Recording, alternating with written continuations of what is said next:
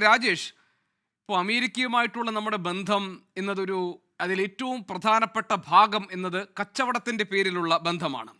അതായത് പ്രതിവർഷം ഏതാണ്ട് 87 ബില്യൺ ഡോളറിൻ്റെ കച്ചവടമാണ് ഇന്ത്യയും അമേരിക്കയും തമ്മിലുള്ളത്.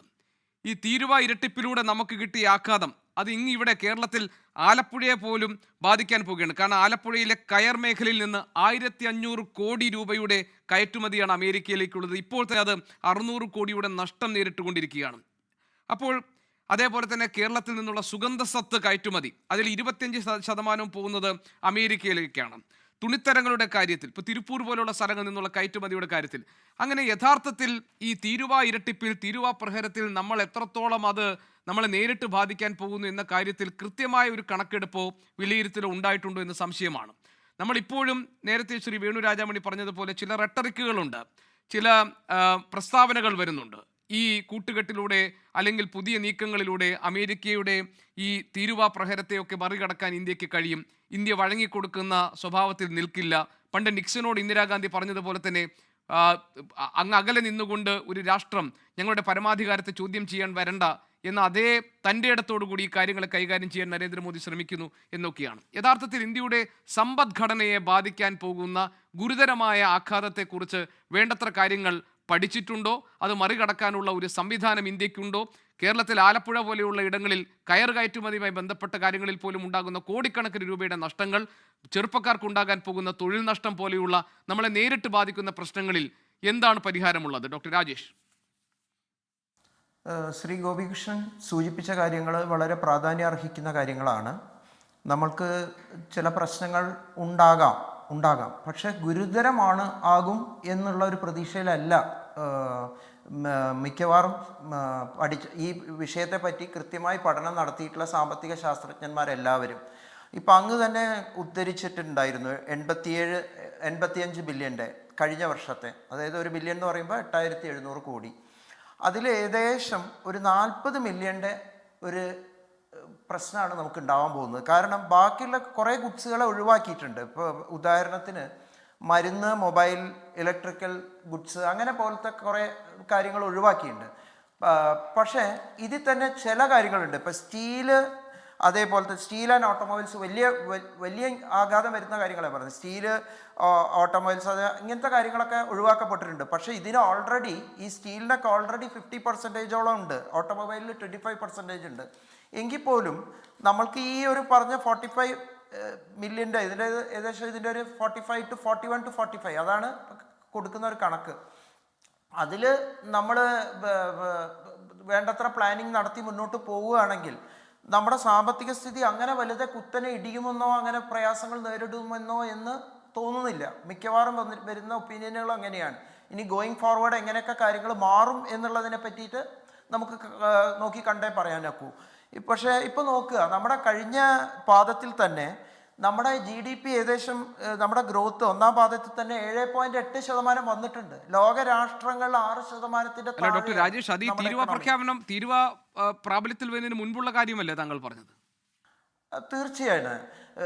നമ്മളെ എക്സ്പോർട്ടിനെ മാത്രം, എക്സ്പോർട്ട് വളരെ ഇമ്പോർട്ടൻ്റ് ആണ്. സമുദ്രോൽപ്പന്നങ്ങൾ അങ്ങനെ പല എക്സ്പോർട്ട് ചെയ്യുന്ന കാര്യങ്ങൾക്കൊക്കെ കുറച്ച് ബുദ്ധിമുട്ടുകൾ ഉണ്ടാവും. ഇപ്പോൾ എക്സ്പോർട്ടേഴ്സ് തന്നെ ഞാൻ മനസ്സിലാക്കിയത്, CNBC പോലുള്ള മീഡിയാസൊക്കെ റിപ്പോർട്ട് ചെയ്യുന്നത്, എക്സ്പോർട്ടേഴ്സ് ഏകദേശം 6-7 മാസത്തേക്ക് കണക്കാക്കിയിട്ടുള്ള എക്സ്പോർട്ട് ഓൾറെഡി നടത്തിയിട്ടുണ്ട്. അതുകൊണ്ട് ഒരു ചെറിയൊരു കുഷ്യൻ അവർക്ക് കിട്ടും എന്നൊക്കെ പറയുന്നുണ്ട്.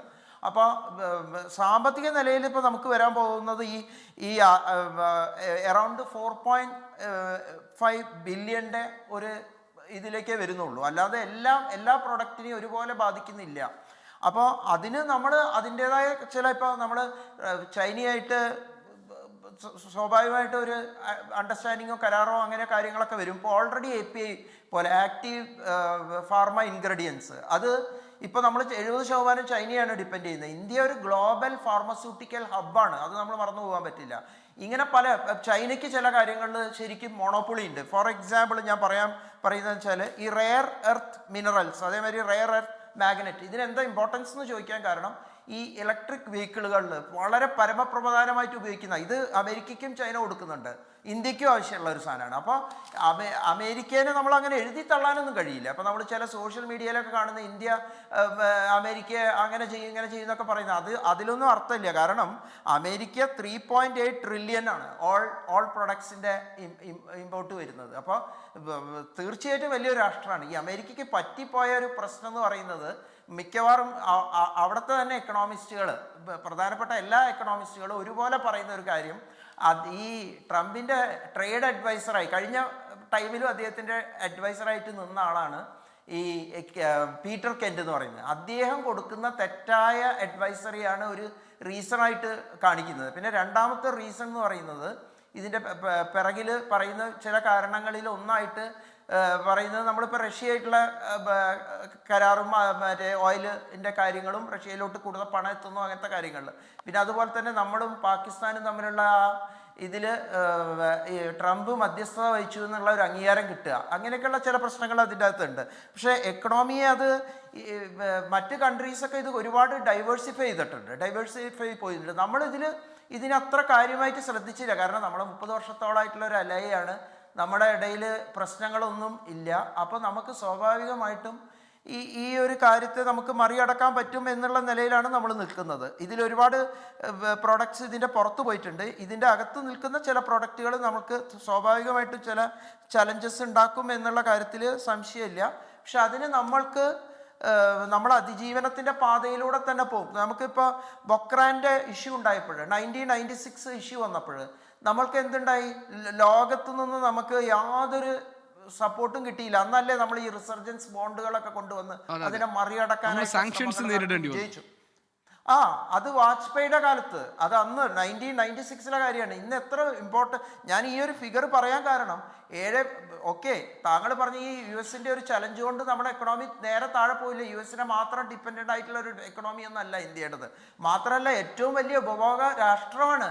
മറ്റെല്ലാ രാജ്യങ്ങളും ഇന്ത്യയെ ഉറ്റുനോക്കുകയാണ്. ഇത്രയും വലിയ ഉപഭോഗ രാഷ്ട്രം ഇന്ത്യ തന്നെയാണ്. അതുകൊണ്ടാണല്ലോ ഇന്ത്യയായിട്ട് വ്യാപാര കരാറിലേക്കൊക്കെ ഒപ്പിടുന്നത്. അത് മാത്രമല്ല നമ്മൾക്കിപ്പോൾ GSTയുടെ നിന്ന് കിട്ടുന്ന വരുമാനമൊക്കെ വലിയ തോതിൽ വർദ്ധിച്ചിട്ടുണ്ട്. അതുകൊണ്ടാണ് നമ്മൾ വലിയൊരു ചലഞ്ച് എടുത്തത്.